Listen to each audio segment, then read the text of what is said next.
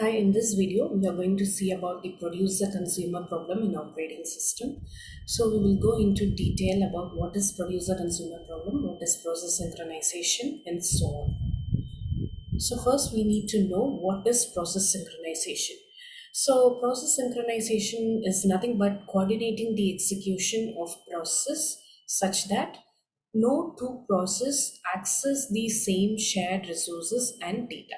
So that we call it as process synchronization. So we are just going to coordinate the execution of processes.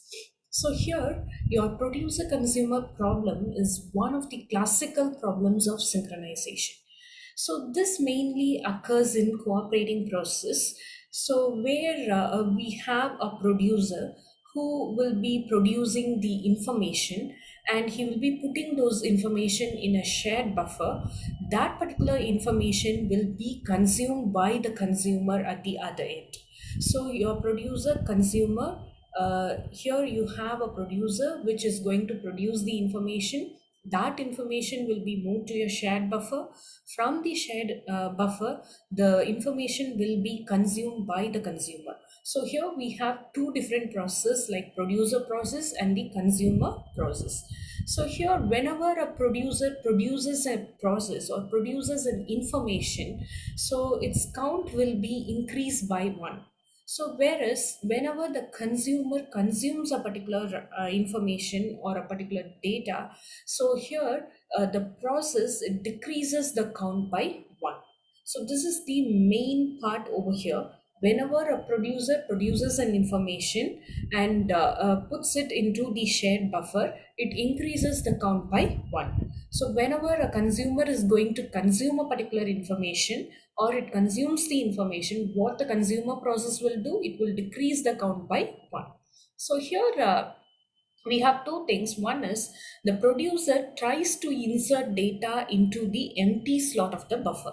That is the main aim of the producer when he has to enter the data inside the buffer whenever the slots are empty. Okay, whenever the slots are empty, the producer it has to enter the data or insert the data into the empty slots of the buffer.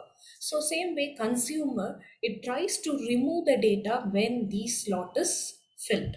So whenever the slot is filled, then only the consumer can take the data from the buffer.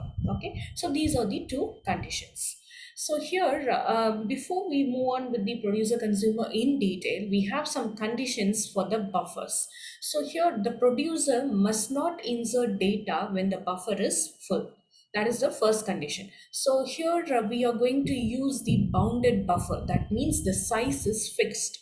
So when that full size has been reached, when we have, for example, if we have five slots, when all the five slots are full, in that case, the producer it should not try to insert data into the buffer that is full. So that is the first condition. And the second condition is the consumer must not remove data from the buffer when it is empty. Okay, so the consumer he should not try to remove the data when the buffer is empty. That is the second condition. And the third condition is producer and consumer should not insert and remove data simultaneously. Okay, so it has to wait. The producer, once he produces all the items and inserts into the shared buffer, the consumer needs to wait until then. Once the slots are full, now the producer will wait, the consumer will consume the information that is available in the buffer. So this is how it works. So it should not work simultaneously. So we have two types of buffers over here. Okay, we are using storage, right? So it is of two types. One is unbounded buffer, another one is bounded buffer. So the main buffer that we use in producer consumer is the bounded buffer. So as I have told you, the bounded buffer it is a fixed buffer size. Okay, so if I'm taking a slot of 5 means I can able to insert 5 informations to that particular buffer. So it is a fixed size. So the consumer must wait if the buffer is empty. and the producer must wait if the buffer is full. So this is the condition, right? So when the buffer is empty, consumer has to wait. When the buffer is full, the producer has to wait. So this is the condition in your bounded buffer. So when we go for unbounded buffer, there is no practical limits to the size of the buffer over here. So here what the consumer will do, consumer has to wait, but consumer it has to wait for the new items to arrive, but the producer can always produce the new items. Okay, here the producer, he is not going to wait, he will just keep on producing the new items because there is no limit to the buffer, size limit to the buffer. So the producer will keep on producing it, but until the new item is produced, that consumer has to wait for some time. So when this condition will occur, when the producer is not producing any item, in that case, the buffer is empty, means the consumer has to wait. Okay, so this is your unbounded buffer, but the buffer which we are using in this producer consumer is the bounded buffer. So here we will be seeing the code of the producer and the code of the consumer. Okay, how in bounded buffer this can be done. So here you see I have a code over here. So while true, and then it goes into the loop. First it is checking a condition. So in producer side, what condition it has to check? It has to check whether the buffer is full. If the buffer is full, the producer should not produce the next item. Okay, so it has to wait for the consumer to consume the item from the buffer. Okay, so this is what the condition is. So we are just checking the condition whether the count is equal to buffer size. So for example, I'm just going to take my buffer size. Okay, I'm just going to take my buffer size as 5, and here my count is, right now it is 0. Okay, right now my count is 0. So first I will check this condition. So whether count is equal to buffer size, you know my count is 0, that is equal to 5. Here the condition is false. Once the condition is false, it comes out of the loop. Okay, it comes out of the loop and go to the next line. Okay, so here I have a producer, and then here I have a buffer which has 5 slots in it. Okay, so 1, 2, 3, 4, 5 slots in it, and then I have a consumer over here. Now my now I have checked the condition. My buffer is empty only, so I can, the producer can produce the information and put it into it. Okay, so now the producer can produce the items, and the consumer, after that consumer can consume the particular item. Now we are going to see the producer side code only. Now the condition is false, it comes over here. Now my buffer size will point to this, that is 0. Okay, my in value is, initially it is 0. So what I will do, I will just put my first content over here. So the first data is 10, for example. I'm just putting it over here. This will occupy my 0th slot. Okay, so 0, 1, 2, 3, 4. So this will be taking the first slot, that is the value 10. Then it will come to this particular line. So here what it says, in is equal to in plus 1 mod buffer size. In value, you know, it is initially it is 0. So 0 plus 1 mod buffer size is 5. So that is 1 mod 5, the value will be 1. Now your in value is equal to 1. That means it will point to the next position. Okay, next position where you have an empty slot, there you can fix your data. Then what line you have? You have to increment the count by 1. So here count is initially 0. Now my count will become 1. Okay, count is equal to 1. So once again it will go to that loop and it will check the condition. So while count is equal to buffer size. Now my count is 1. 1 is equal to 5. Once again the condition is false. It will come in. Now buff of 1. My in value is 1. Okay, there I need to fix my next data which I need to insert. So the new produced. So the new produced here is 15, for example. I'm just going to put it over here. Okay, it is there in my first slot now. Then it comes to this particular line. Once again, this statement will be executed. Right now, my in value is 1. So 1 plus 1 mod 5. That means 2 mod 5, which is 2. My in value is 2 right now. It moves to the next position, okay, where I need to fill my data. And my count will be incremented by 1. Now my count is equal to 2, right? My count is equal to 2. So once again the condition, the loop will be running.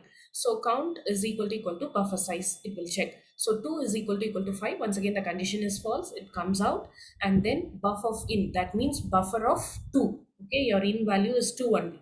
Into the next produced item will be inserted. So for example, 20 is inserted into the next location, and then it comes to the third line. So here once again in plus 1 mod buffer size. In is right now 2, 2 plus 1 mod 5, which is 3 mod 5, that is 3. So in is equal to 3 right now. Count is incremented by 1, so it is 3 now. Okay, count is 3. So once again the condition is checked, 3 is not equal to 5. Okay, so this condition, while condition is checked, which is false, and it comes out. So buffer of 3, the next item is produced. So for example, my next item is 25. That will be moved to this one. Okay, that will be moved to this particular location. And then this statement is executed. Right now your in is 3. So 3 plus 1 mod 5. So that is 4 mod 5. That is once again 4. So my in is equal to 4. So it points to this particular location. And then my count value is incremented by 1. So my count will become 4 now. Okay, my count will become 4. And then it goes and checks the condition. Here my count is 4, which is not equal to 5. Once again, this will come to buffer 4, where the new item is produced, that will be inserted into the fourth location. And then the next statement, this statement will be executed. So when it executed, my in value is 4. 4 plus 1 mod 5.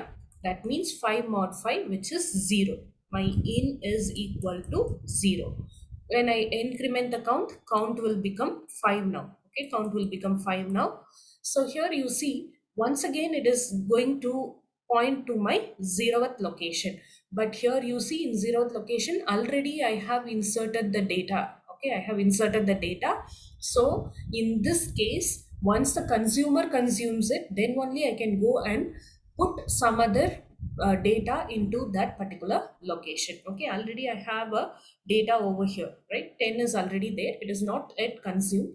Once a consumer consumes that, then the producer can put in the new data. So here you see, now it comes and checks the condition over here. Now my count is 5, and the buffer size is also equal to 5. Now my buffer size is full, so it keeps on going in an infinite loop. That's why we have given a semicolon over here. Now the condition is true, right? 5 is equal to 5. Condition is true, it goes on in an infinite loop. Here the producer will now wait for the consumer to consume the information which it has given inside the buffer. Okay, so now it is the consumer's turn to consume all the item one by one. Okay, so this acts like a circular buffer. Okay, this buffer, it acts like a circular buffer. For example, if you have like this, so here I have 0 1 2 3 4, right? So once it comes here, what it is doing, so 4 plus 1 mod 5, once again it will become 0. So it acts like a circular buffer. Okay, so once again it comes to the 0th location. So this is what is the circular buffer. When I take the mod of this particular value, the last value, that is 4 in plus 1 mod buffer size, when it reaches here, how I will do, 4 plus 1 mod 5 I will do. So which is 5 mod 5, which is equal to 0. Once again it will go to the 0th location. Okay, that's why this buffer acts like a circular buffer. Okay, so this is in your producer side. Now my producer side is full. Now the consumer's part is to consume the items. So we'll see how it is done. So this is the consumer side code. Now you see it is coming and checking the condition over here. So now while count is equal to 0. So why it is checking this particular condition? Checks whether my buffer is empty or not. I need to check that condition. If it is empty, the consumer, it should not go and consume any item from that. That's what our condition is, right? So we are just checking whether that buffer is empty. Right now you know what is our count value, right? So the count value is 5. So it is not equal to 0, it will come once again inside. Okay, now my count value is 5, okay, which is not equal to 0. So the condition is false, it will come out, and then it is going to consume the value from the buffer. Okay, so out value at present is 0, out value at present is 0. Okay, so here we have like this, right? We have a producer, we have that 5 slots. Okay, so I have 10, 15, 20, 25, and 30. So this will be 0, 1, 2, 3, 4. So this is what the producer has produced. Now the consumer is going to consume those things. Okay, so here out equal to 0 means it will just go to my first location. So in first location, what it is there, it is going to take it out. Okay, so 10 will be removed from the buffer and it is consumed by the consumer now. So it will come to the third line here. Out is equal to out plus 1. Right now, initially my out is 0. So out is 0 plus 1 mod 5, which is equal to 1. Now my out value is equal to 1. And then what I need to do here, I need to decrement the count. So count minus minus. Now my count will become 4. So out is 1 means it will go and point to this particular location. So once again the condition is checked. My count is 4, which is not equal to 0. So once again it will come inside here, and then buff of out. Next consumed is buff of out. Buff of out means out value is 1, right? Out value is 1. Whatever is there in 1, it is going to consume that. So 15 will be consumed by the consumer, and it will go to the next thing, next line. Here it is out plus 1. Out is 1 plus 1 mod 5. That means 2 mod 5, the value is 2. So my out value is 2 right now. That means it points to the next location. So I need to decrement by count my 1. So my count will become 3 now. So once again the condition will be checked. 3 is not equal to 0. It will come to the next line, and it will consume the next item that is there in 2. So 20 is consumed by the consumer, and then this line will be executed. Out is already 2.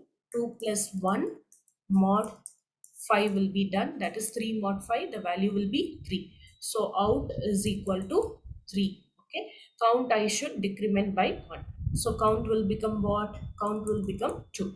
So out is 3 means it will point to this particular location.